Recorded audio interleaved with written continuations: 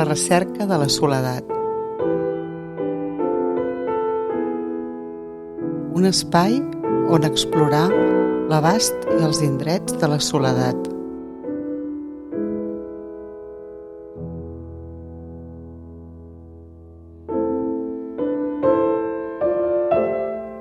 Converses reflexives per un món accelerat. Un podcast de Laura Collplanes i Jorge Montesó Ventura.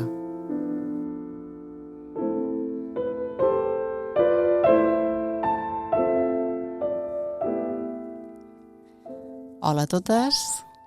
Salutacions a tots els oients. Moltes gràcies per estar avui amb nosaltres. Doncs comencem aquest primer capítol que aborda la pregunta: sabem realment què és la soledat? Teníem tant contingut que se'ns ha acabat desdoblant en 2 capítols. Els fem el Jorge i jo, sense tercera persona convidada. En aquest primer capítol parlarem de la història de la paraula soledat i del recorregut de la vivència de la soledat al llarg de la història. I en el segon capítol entrem ja, amb les bases del primer, en què sabem que és la soledat. Doncs som-hi. Jo començaré dient que tenim una mica de lío, jo crec, Jorge? No sé si estàs d'acord. Perquè la soledat, quan anem mirant com ho definim, no? Tant es parla de que és un fenomen, que és un sentiment. Hi ha autores com Alberti que diu que és un clúster d'emocions, que és un estat. Hi ha gent que parla que pot ser un estat o un tret, no? Un tret de la persona, una característica. Hi ha gent que parla de vivència, d'experiència subjectiva. I a mi no em queda clar què és de tot això. Bueno, és una pregunta que no és senzilla de respondre i jo crec que la resposta, si la trobem, serà més cara al final del capítol, no? Quan haguem analitzat una mica tots els indrets i abasts que té el concepte de soledat i també després veurem com la part de la vivència. Però sí que hi ha alguns termes que és bo esclarir. Per exemple, és la soledat un fenomen? Bueno, un fenomen al cap i a la fi és la manifestació que se fa present a la consciència d'alguna cosa. Quan la soledat se te fa present i la percibisses, doncs pot ser un fenomen. És una emoció, un sentiment? Bueno, el que està clar que és que nosaltres la detectem a través de l'estat afectiu. Nosaltres percibim unes sensacions, unes emocions, que d'alguna forma ens porten a interpretar. Entonces, ¿són emocions, són sentiments? Bueno, és com una mena de constel·lació, vaja, el meu punt de vista, com una mena de constel·lació d'estats afectius que giren envoltant al fet d'estar sol. I això és el que identifiquem com a soledat, de forma molt senzilla i que després tindrem que desgranar, òbviament. Però, bueno, no me pareix que vagin desencaminats els que diuen de sentiment, d'emoció, d'un clúster d'emocions. Clar, per exemple, l'altre dia explicaven en una de les conferències que si era una emoció com secundària, no? Que la primària seria la tristesa i la soledat seria com una emoció secundària que deriva en desemparament, en aïllament. Però això voldria dir que hi ha soledat, igual que hi ha moltes altres emocions, ens portaria a un lloc diferent. I que la soledat és una emoció, en aquest cas identificable. Jo ahí tinc més dubtes.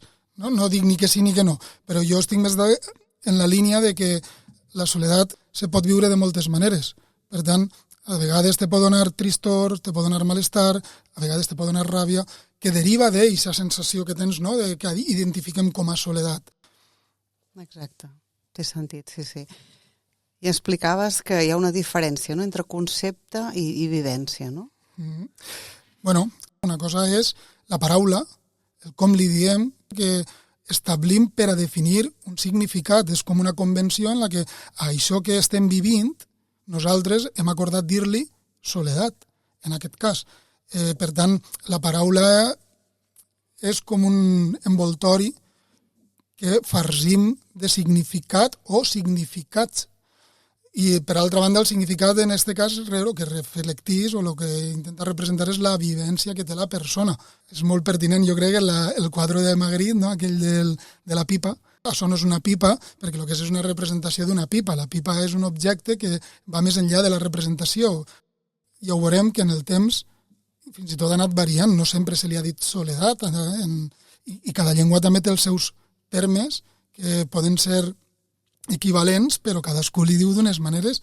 En canvi, la vivència no té per què ser tan distinta, o sí, ja anirem veient. De manera que el concepte no són les coses que representa i les paraules no són les vivències que representen.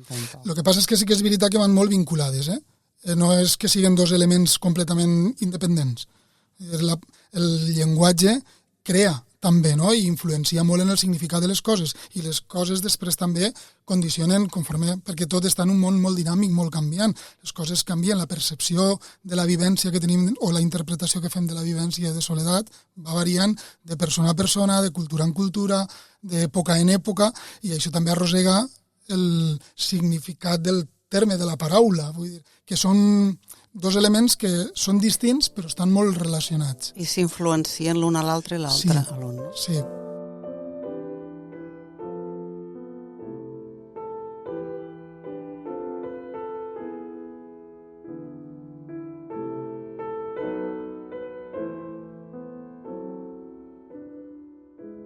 Doncs anem a mirar què diuen els diccionaris realment de què és la soledat.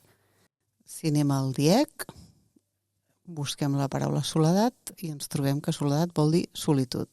Te dirigis directament a consultar solitud com a sinònim. Com a sinònim. Per tant, tenim dues paraules en català, però que volen dir el mateix. No ens ajuda a diferenciar diferents aspectes del fenomen. Busquem solitud i trobem dos significats. Estat de qui és sol, de qui viu sol o gairebé sol, i posa com a exemple la solitud m'espanta, tinc necessitat de solitud, i en la segona accepció posa lloc solitari, desert, inhabitat. Una definició més subjectiva i una altra més objectiva. És interessant que, a més, nosaltres quan parlem de soledat diem és diferent viure sol que sentir-se sol, però aquí al diccionari, per exemple, ho trobem que forma part de la definició. Anem ara a la RAE, busquem soledat i ens diu que és la carència voluntària o involuntària de companyia. Seria un sinònim de aislamiento, retiro, abandono, incomunicación, separación, desamparo, encierro, clausura, destierro i antagònic de companyia, acompanyamiento. Una segona accepció ens diu lugar desierto o tierra inhabitada. La part objectiva. Torna al desert, que ha sortit també en català. I, en tercer lloc, pesar y melancolía que se siente por la ausencia, muerte o pérdida de alguien o de algo. Que això també és molt interessant, que ja entrarem, no? Si després explico les definicions que veurem que refereixen molt a les relacions personals, entre persones, socials, no? I aquí surt el algo. Sí, de fet això ja veu del diccionari d'Alemany i Bolufer, que és anterior, i ell ja diu pesar que siente por la ausencia de alguna persona o cosa, deseo de volverla a ver. Vale. Però especifica també el concepte cosa. Que és l'algo d'aquí, no? En aquest últim cas de pesar i melancolia seria sinònim de melancolia, tristeza, nostàlgia, añoranza, melargia, que no havia sentit mai jo.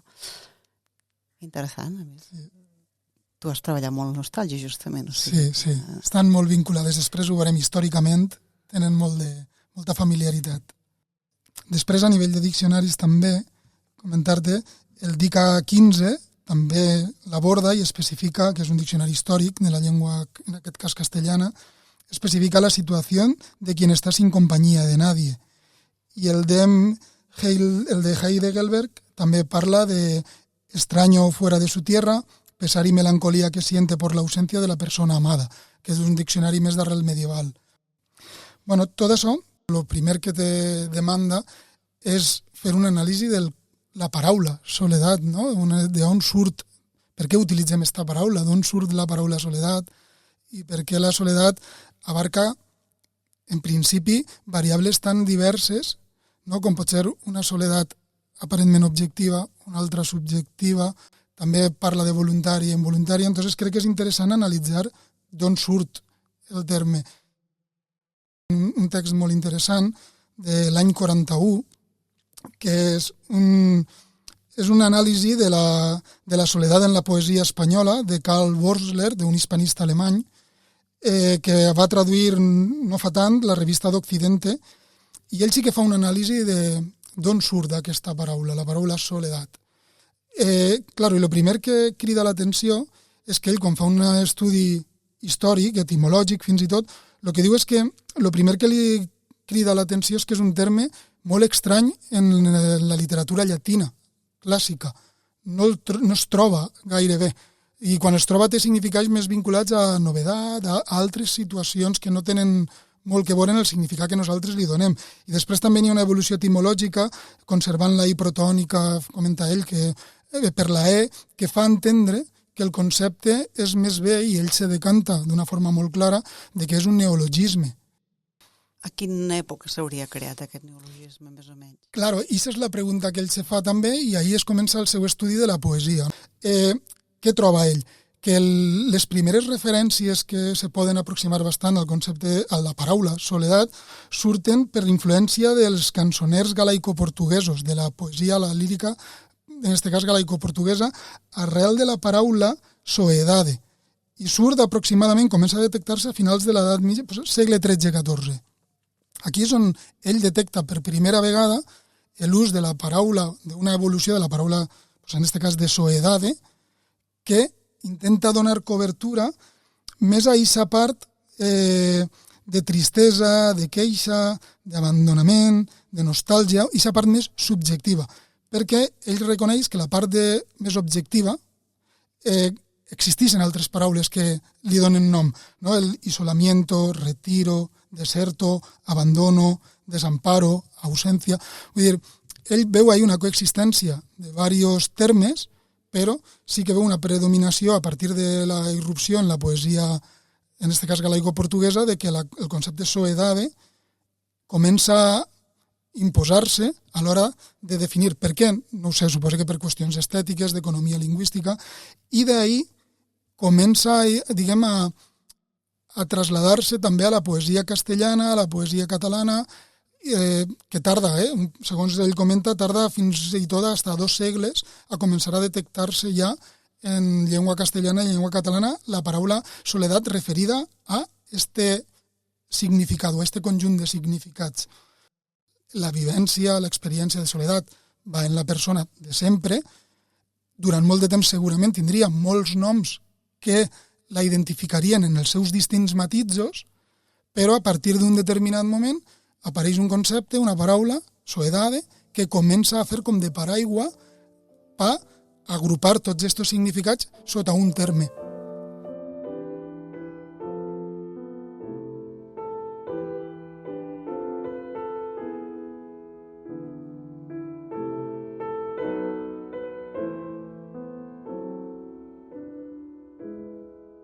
Si anem ara a les definicions acadèmiques de soledat, sobretot la psicologia és una de les disciplines que ha definit la soledat, i de fet hi ha diferents definicions de diferents escoles de psicologia segons aproximacions més psicodinàmiques, interaccionistes, existencialistes. Una definició típica de soledat és que és la discrepància entre les relacions socials que la persona desitja tenir i les que té. De manera que és una avaluació cognitiva de com tu valores les relacions que tens, els que esperes dels altres, comparat amb el que reps dels altres. Tinguis el que tinguis, rebis el que rebis, tu creus que allò és menys del que tu desitges.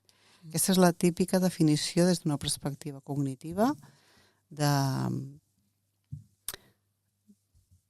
la definició de soledat de les que partim la majoria de vegades. Però això tinguem en compte que hi ha altres definicions que parteixen de conceptes més complexes com l'interaccionisme, la perspectiva psicodinàmica, l'existencialisme. Aquí us recomano jo un article del reto de la soledat en la vejez, del Javier Yanguas, en què analitza com les diferents definicions de soledat s'han anat com empobrint al llarg de la història i estem més aviat perdent significats, quedant-nos només amb aquesta definició sempre de discrepància, i això, tinguem en compte que diferents escoles han tingut més a veure, per exemple, l'existencialisme dient no, forma part de la pròpia existència, és inherent a la pròpia existència, mentre altres parlen des de la perspectiva de l'evolució, és un dolor social necessari per sobreviure també com a espècie al món, per poder seguir sent uns éssers socials que ens necessitem els uns als altres i evolucionant aquí, no? Per tant, tenim diverses definicions, no tenim només una única definició, i cada definició té les seves implicacions també a l'hora d'intervenir, no? Això ja ho parlarem un altre dia, no?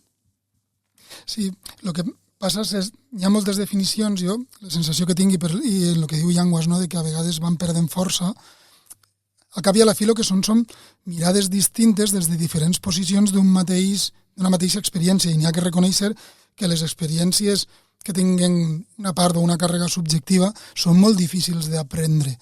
Són sensacions, vivències molt particulars que quan intentes definir-les tens la sensació que dèiem que se te'n fugen dels dits. I és sempre molt fàcil, claro, diguem que el que ens hem de plantejar és si és necessari, jo sé que és operatiu, però tenir definicions tan tancades.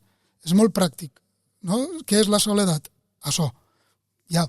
Però quan tu fas una definició molt tancada, clar, és tancada. I quan intentes ficar dins d'aquesta càpsula una experiència tan complexa, tan diversa en les vivències que cadascú té, les interpretacions que fa de les seues pròpies vivències, doncs és normal que sempre n'hi hagi com una part que se queda fora. I això jo crec que és el que passa quan s'intenten fer definicions tan tancades. Per això a vegades hem d'intentar descriure el que estem vivint, però no necessàriament que la nostra definició vulgui explicar res ni anar més enllà.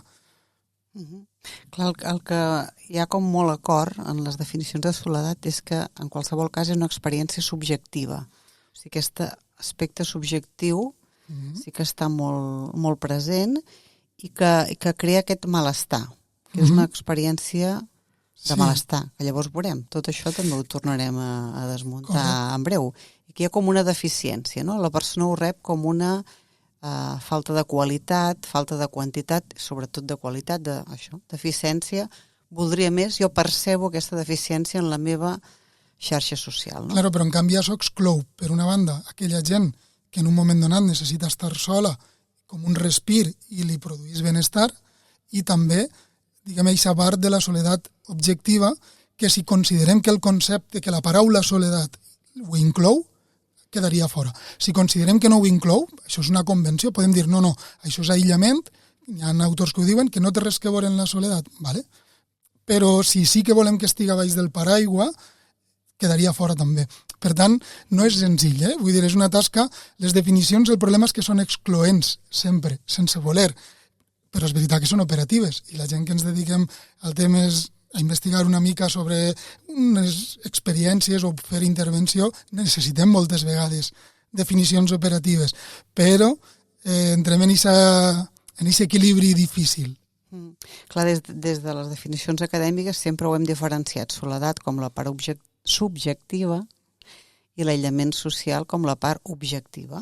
Realment aquella persona es vincula amb molt poques persones, té contacte, comunicació amb poquíssimes persones. Això es podria, jo dic sempre, si et gravés una càmera veuries aquella persona té molt poc contacte. I en canvi la soledat és la percebuda, subjectiva. Claro, però en canvi els diccionaris, si ens agafem a aquesta opció, diguem, ho contemplen tot. Per això dic que el que n'hi ha és una mica d'embolic o d'inconformisme a l'hora de saber què li estem demanant a la paraula. No? Per això crec que també surt tota aquesta necessitat de ficar-li predicats. A vegades les paraules donen el que donen. Som nosaltres els que hem ficat tots els elements dins la motxilla i de sobte ja no estem d'acord perquè ha canviat les necessitats socials i volem treure elements, vale, però fiquem-nos d'acord. Perquè si no a vegades sembla que estem parlant de coses molt distintes dient-li de la mateixa manera o a l'inrevés. parlem de la mateixa cosa dient-li en diferents noms.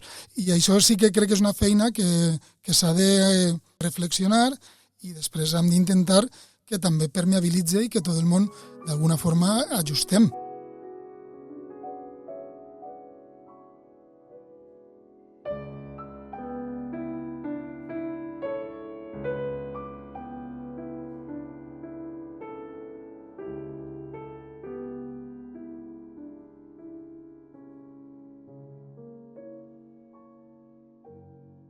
Com en cada episodi, avui la Irene Cambra, doctora en Psicologia, professora de la UVic, que ha treballat molt en cinema i fa servir les pel·lícules en les seves classes de bioètica, ens presentarà una pel·lícula per seguir aprofundint en els temes que hem presentat en aquest podcast.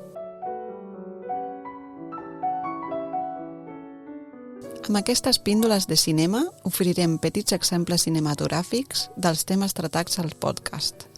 No es tracta d'una visió global de la qualitat del film o de l'obra completa del director, sinó d'un estudi minuciós dels elements que fan únics moments o aspectes concrets de la pel·lícula, és a dir, una anàlisi cinematogràfica que posa l'accent en petits detalls. Perfect Days, de Wim Wenders, és una pel·lícula que reflecteix profundament els temes de la soledat. El film segueix en Hirayama, un netejador de lavabos públics a Tòquio, la vida del qual es basa en una rutina senzilla i repetitiva. Llavors, el seguim fent tota aquesta rutina, entrem en la seva intimitat i la seva soledat. De fet, la seva soledat és central en la pel·lícula i és presentada tant com una font de confort com de fragilitat. En la seva quotidianitat, que implica treballar netejant els lavabos, escoltar cassets, fer fotos a la llum que travessa els arbres, Hirayama troba una manera de viure molt tranquil·la. El fet d'estar sol no li impedeix connectar amb els altres, i el fet d'estar sol no li produeix un estat afectiu depressiu. Les connexions que fa Hirayama reflecteixen la tensió entre la soledat del viure sol i el fet de que no signifiqui sempre sentir-se sol. No obstant això, la pel·lícula també insinua que aquesta solitud, aquesta soledat, pot ser fràgil. Els esdeveniments que trenquen la seva rutina, com les trobades amb la seva neboda o un home que afronta l'amor amb un diagnòstic de càncer, el fan sortir del seu aïllament i li plantegen petits reptes emocionals.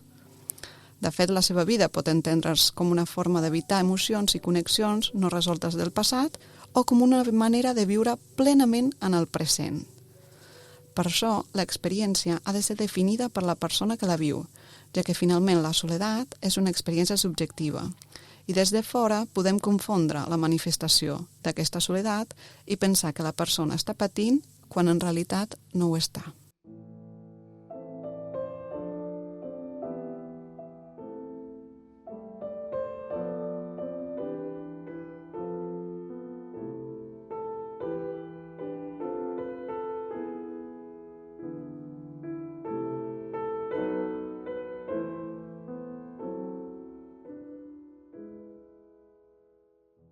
Explicàvem abans, no? Explicaves que és diferent el concepte que la vivència. Hem desgranat d'on venia soledat, quines definicions tenim. Ara jo sí que has estat averiguant la història de la pròpia vivència de la soledat, no? La història viaixada, no? Perquè ens anem a fixar en la història de la soledat en el món occidental, diguem, no? No m'atrevido més enllà.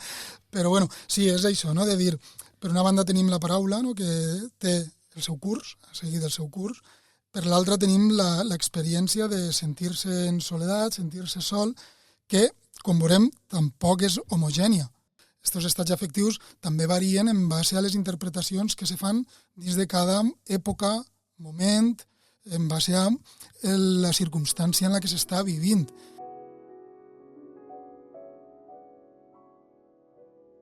Les primeres, aparicions de algo semblant a lo que ara convenim a dir soledat, perquè aleshores s'utilitzaven altres formes lingüístiques en altres idiomes, jo crec que la trobem on se troba la cuna de moltes d'aquestes coses, que és en Homer, no? En el segle VIII-IX abans de Crist, que tenim, sobretot en l'Odissea, és on més podem percibir la soledat. Ja l'heroi, la figura de l'heroi en ell mateix, ja és una figura per ser solitària, no? Perquè és una figura distinta a la resta, que carrega responsabilitats distintes, i no és estrany que en moltes ocasions manifeste un estat de soledat, que no la diuen com a tal, però sí que en les gestes, en els comportaments, pues, se poden anar intuint. Però on més se veu és durant l'Odissea en la figura d'Ulisses, quan ell pretén tornar a Ítaca, bueno, ja sabem la història, on sent nostàlgia de la terra i a la vegada sent constantment aquesta sensació de soledat. I és que hem de partir de la idea de que per als grecs el concepte de persona anava estrictament vinculat al concepte de societat, de polis. Ells no concebien la persona fora, concebien l'ésser humà com un ésser essencialment social, que vivia i tenia les seues funcions dins de lo que és la polis. Entonces, clar, una persona rondinant pel món, intentant tornar al seu regne, no aconseguint-ho, és una gran condemna, no? Entonces, aquesta sensació de soledat, de no estar en el meu lloc, de sentir-me lluny de lo que estime, està molt reflectida en la figura d'Ulisses i, tot i que potser se menciona o s'esmenta menys, també en la de Penèlope.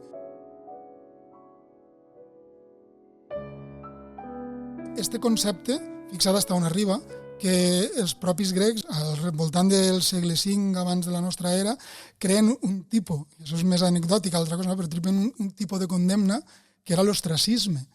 Ells no, quan una persona se comportava de forma no correcta per a d'ells, per als seus criteris, no el privaven de llibertat, sinó que el desterraven, l'expulsaven de la polis, i això era una condemna, era un càstig, l'aïllament. Per a que comprenguem un poc la concepció grega de l'ésser humà i com això implica una visió de la soledat. La soledat era algo no desitjable en absolut, perquè era un càstig, era un... De fet, te castigàvem a estar sol. M'agrada això de no és que no fos desitjada, sinó és que no era desitjable. No, claro, és que t'arribaven fins i tot a amenaçar en la soledat, no?, en aquest cas. I bueno, això també es reflecteix després en Aristòtil, no?, en la política, que ahí està la frase esta, llegiré un trosset perquè crec que és molt reflexa molt tot això, que és l'home és per natura un animal social, o si es vol civil, en el sentit que està naturalment destinat a viure en ciutat. Això és el telos. I si no, o finalitat, i si no ho fa així és perquè està en camí o no ha arribat encara a aquest estat que li pertoca naturalment, o bé perquè és menys que un home, una bèstia, o més que un home, un déu. Per a d'ells, una persona capaç de viure en soledat, capaç no, que visquera ahí apartada, no en soledat, sinó apartada de la comunitat, o claro, no podia ser concebuda com una persona plena, o era mig bèstia o era mig déu, perquè no era normal. Bueno, tenim ahí una visió que se comença a intuir, ja dic, no la soledat com la concebim ara ni en el concepte, en la paraula soledat, sinó ells entenien com a un necessàriament social.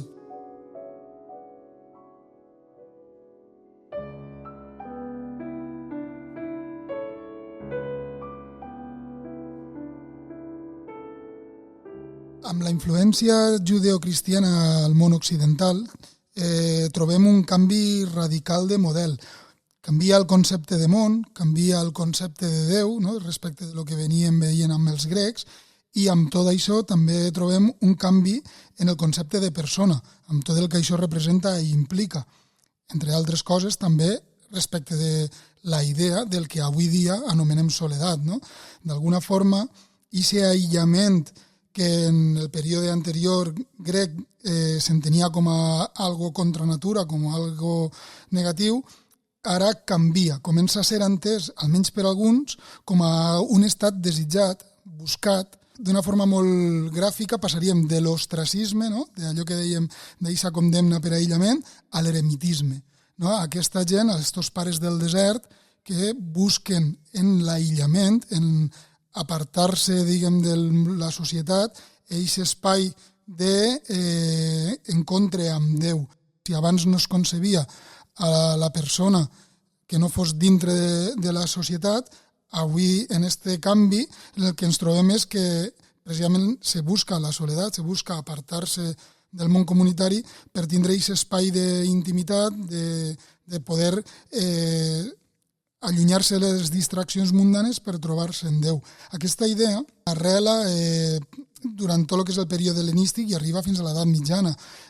Si no, veieu, per exemple, com en el cristianisme comencen a establir-se monestirs, no? Diguem, ja no tot el món diguem, se retira al desert, però sí comencen a obrir-se monestirs, se troben espais on crear antres, no? Per a buscar precisament aquest espai d'aïllament per a trobar-se en Déu. I la influència, per exemple, hel·lenística la trobem en les epístoles d'Horaci, de Plini el Jove, on es parla molt d'eixa renúncia a la mundaneïtat.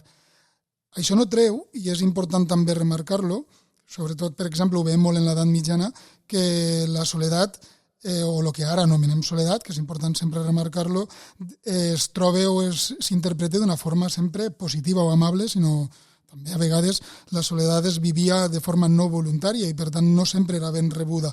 Estic ara pensant, per exemple, amb els poetes soldats del segle XIV-XV, no? En què es trobaven, per exemple, me ve a la ment poetes com Ausiàs Marc o Jordi de Sant Jordi, dels poetes valencians del segle d'or, que miscuïts en aquestes guerres de Nàpols no? Es veien allunyats, forçats a sortir a la mar, i inclús en algunes ocasions, com el cas de Jordi i Sant Jordi, que venien acabant sent captius.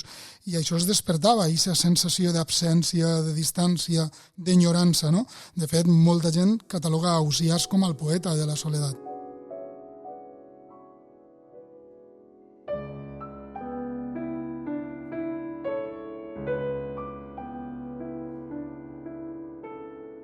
En tot això arribem ja ho havíem anticipat una mica, al Renaixement, no? A través d'Horaci i de Plini el Jove, que no són en absolut. Però sí que inspiren una mica els pensadors més renaixentistes. Ells entenen que inclús estan en comunitat, el savi, el creatiu, s'ha de poder apartar de tot aquest soroll sense exiliar-se, sense anar-se'n fora, i a partir d'ahir tindre espais de reflexió de la vida contemplativa, de la vida creativa, no? D'aprofitar aquests estats d'intimitat, de retrobament, de malenconia fins i tot, no? I convertir això en oportunitats sobretot creatives, a nivell descriptiu i a nivell, diguem més, artístic fins i tot. De fet, Petrarca té una frase molt bona que diu: la soledat sense lletres és desterrament, presó, poltre de turment. Afegir-li les lletres i és pàtria, llibertat i goig. La soledat buscada des del punt de vista privilegiat. No? És jo que tinc coneixements, tinc capacitat, m'aparte i me dedique a la vida contemplativa per a que me doni llibertat, no estar depenent de lo mundano, de tota aquesta pressió social. De Montaigne, en els seus assajos, també ho reflecteix molt, no? Aquesta necessitat d'apartar-se de lo mundanal per poder crear i de més. Bueno, comencem a afegir-li elements, no? Que ens poden anar ressonant, que no trauen els altres. Vull dir, això és com una gran motxilla en la que anem ficant-li significats. Doncs l'altre dia que parlàvem de que, clar, aquestes referències que estàs mencionant venen de la part escrita, no? Del que tenim escrit, de poetes, entre altres, no? I pensàvem que justament pot haver-hi altres peces d'art que expressen la soledat d'una altra manera.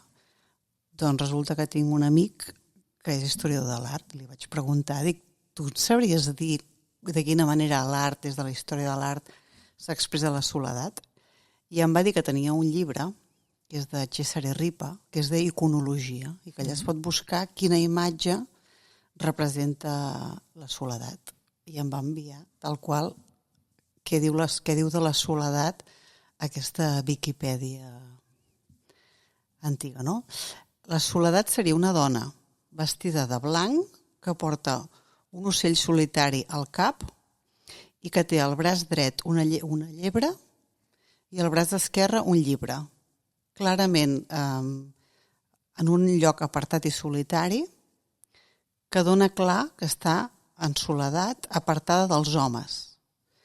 En un lloc rústic, en un lloc remot, per tant allunyada clarament del tracte i la fecundació del vulgo, o sigui, de la gent, no? Dels vulgars, no? Dels assumptes mundanos, no? Tant dels assumptes privats com públics que tenen a veure amb la pàtria, perquè en lloc d'estar entregada a la pàtria, a la soledat, està entregada a l'exercici de la religió, a les doctrines filosòfiques, que són accions que aquí diu virtuoses, aquestes dedicacions al culte diví. Que això ens porta a pensar que la idea de soledat, segurament el nom de les dones que es diuen soledat, ve d'aquest culte d'estar sol, no? Com explicaves tu, cap al culte diví, no tant del patiment de soledat, no tant el nom de Dolores, no? Sinó, en canvi, en positiu d'aquesta...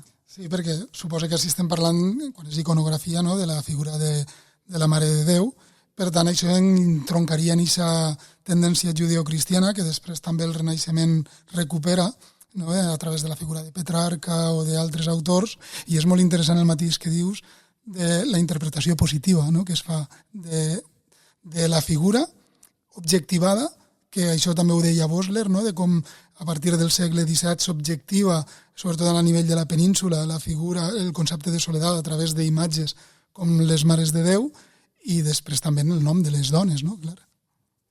I fins i tot aquí ens explica, no?, que el vestit és de color blanc perquè simbolitza aquesta intenció de que els que viuen en soledat es volen mantenir purs. És la puresa i la incontaminats de la sort que embruta les ànimes que estan mundanament amb els altres. Això que estàs dient m'ha vingut ara a la ment, no?, que m'ha evocat molt el capítol aquest de les mosques en la plaça pública del llibre de Nietzsche, del Zaratustra, en el que, si no recorde mal, diu alguna cosa així com, o aconsella que et refugies en la teua soledat, no?, al seu amic, de que et veig com atordit per el soroll dels homes i acribillat per les esperonades, no?, dels mediocres o algo així, i al final acaba dient-li allò de refugia't en tu soledad, amigo mío, tot el rato, no? Aquest llibre ens explica el perquè de l'ocell, el perquè de la llebre i el perquè del llibre. L'ocell simbolitza un ocell que és d'un tipus que es diu solitari perquè té la naturalesa i la condició de ser solitari. La llebre és un animal que es veu que és molt solitari, es troben sols, i si està amb altres llebres estan sempre com amb una certa distància. I el més important aquí és el llibre, perquè aquí diferencia estar sol amb el llibre, que vol dir entregat com a finalitat d'estar sol i solitari a l'estudi i la meditació de les doctrines i els sabers, que aquesta és la idea, apartat, això és digne, això és una manera digna d'estar sol.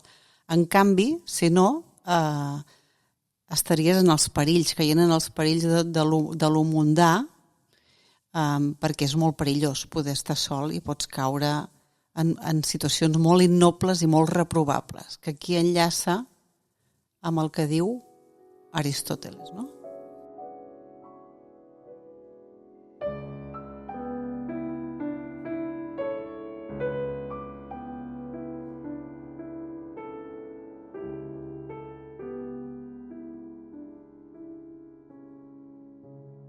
Bé, i arribem a la il·lustració, no? I de nou un canvi important, tota la revolució industrial, que porta a conceptes molt ja coneguts, no?, com deia Marx, que passem del ser al tenir, no?, d'estos termes d'alienació, d'aquest estranyament amb les coses que fem i també amb nosaltres mateixos, no? Treballes per a un tercer que te retribuís a través d'algo econòmic. Se perdi aquesta vinculació, no?, de manera directa amb el que ho fa i el que ho és. I això porta, afegís com un element més, no?, de percepció de soledat, perquè la gent comença a sentir-se fins i tot pot arribar a sentir-se en aquest estat d'alienació com a estrany en ell mateix. No? De què estic fent en la meva vida, perdem el sentit de moltes de les coses que fem, i això porta un element més a afegir a aquesta motxilla, que de fet, fins i tot, Zimmermann, en 1784, era un metge alemany, detecta ja que hi ha un element de soledat percebuda per part de la gent i intenta abordar-lo des d'un punt de vista fins i tot mèdic, que això ens ressona molt avui dia.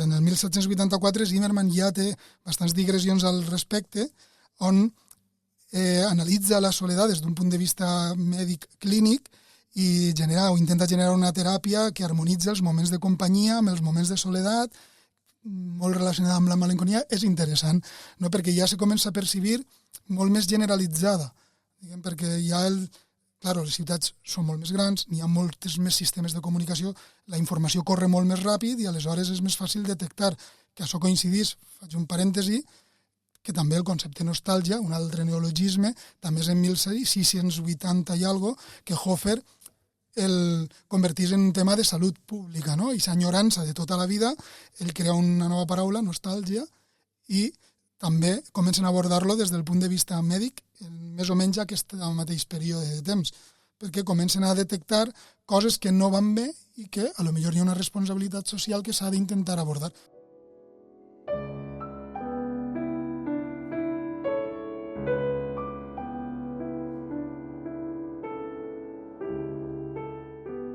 Com a contramoviment trobem el romanticisme, no? I aquí, com sempre, hi ha un altre canvi, no? Hi ha un trencament. Si la il·lustració, com hem vist, tot i provocar-la, concebeix la soledat com un sentir morbós, perillós, el romanticisme no, més bé al contrari. El romanticisme és un esforç per reconnectar amb allò local, no? Amb allò individual, i torna a tenir molt present els sentiments i la vida subjectiva. Per tant, d'alguna forma, la soledat torna a guanyar llustre, no? Determinats trets positius de la soledat tornen a guanyar rellevància social. El poeta romàntic, no? Com a un exemple de tot això, busca i troba la soledat i ho fa entre els altres, no? I això és un fet diferencial. Immers o vivint en grans ciutats, parlem de París, de Praga, on els moviments, Venècia, on els moviments romàntics van arrelar molt, doncs envoltats de molta gent, ells busquen i troben aquesta soledat. No eviten a la gent, de fet estan en gent, però a la vegada busquen aquesta soledat en aquests grups, la desitgen, no? I l'alimenten com a espai de creació, no? I això es veu en tots els autors romàntics, des de Rilke, Keats, Becker, aquí a la península, Pushkin.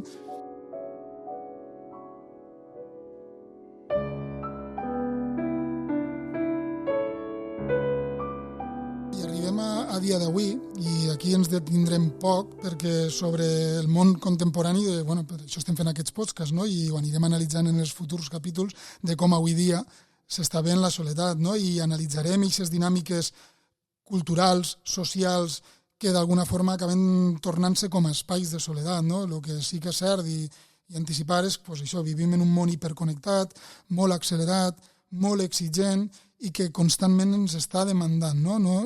Costa molt trobar espais per a la reflexió, per estar-ho amb un mateix, perquè constantment ens trobem sol·licitats, no? I quan de cop i volta la vida ens fa enfrontar-nos amb aquest espill de la soledat, que és veure'ns amb nosaltres mateixos, doncs dona la sensació com a que no estem acostumats i molts cops fins ens espanta o ens descol·loca. De fet, Deleuze, per exemple, ell, davant d'aquesta demanda exigent, reclamava cert nivell de resistència, no? Ell parlava d'aquestes vacuoles de soledat, no? D'aixòs moments de desconnexió per estar amb un mateix, per a retrobar-se, per a reflexionar i d'alguna forma reconnectar amb un mateix des del que un troba que necessita, no des del que la societat li exigeix. I d'aquesta manera ja poder tornar a emergir, no? A reconnectar amb la resta, no? Però és un poc en la dinàmica en la que crec que ens estem veient actualment, no? Este món demandant que ens impedís aquests espais d'intimitat que al final ens desacostumen a estar en nosaltres mateixos i a estar sols.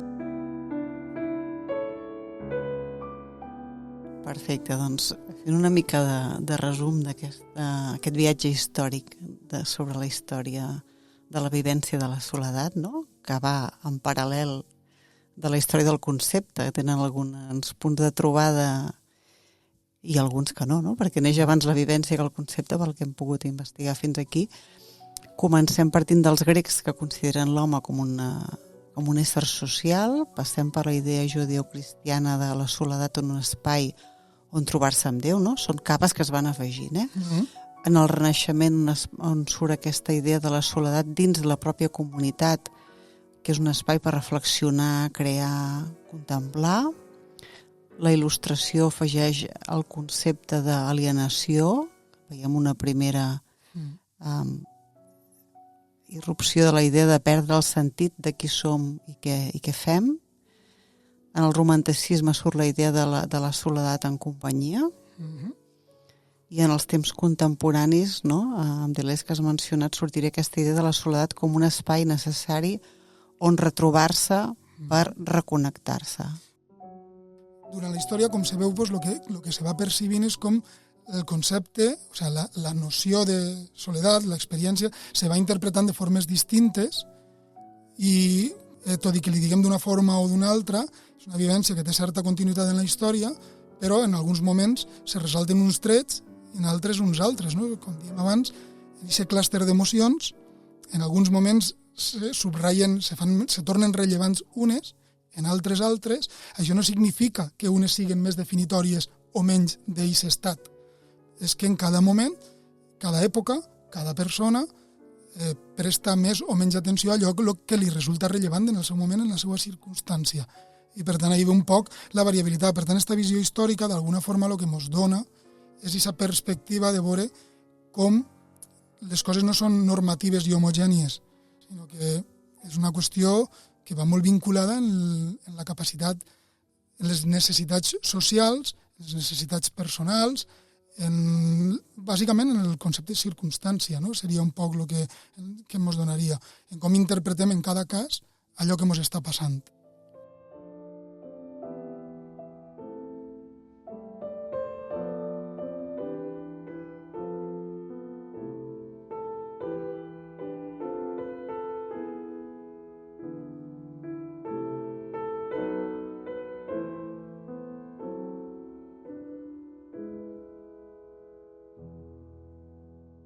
En línia amb el viatge històric que ha fet el Jorge de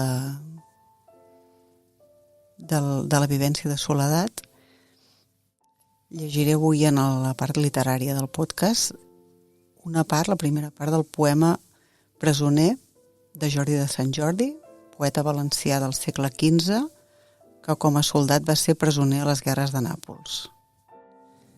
Porta per títol Presoner. Desert d'amics, de béns i de senyor, en estrany lloc i en estranya contrada. Lluny de tot bé, far de nuig i tristor, ma voluntat pensa caitivada. Ma trop del tot en mal poder sotsmès, no veia algú que de més haja cura. Soi guardats, enclòs, ferrats pres, de què en fau grat a ma trista aventura.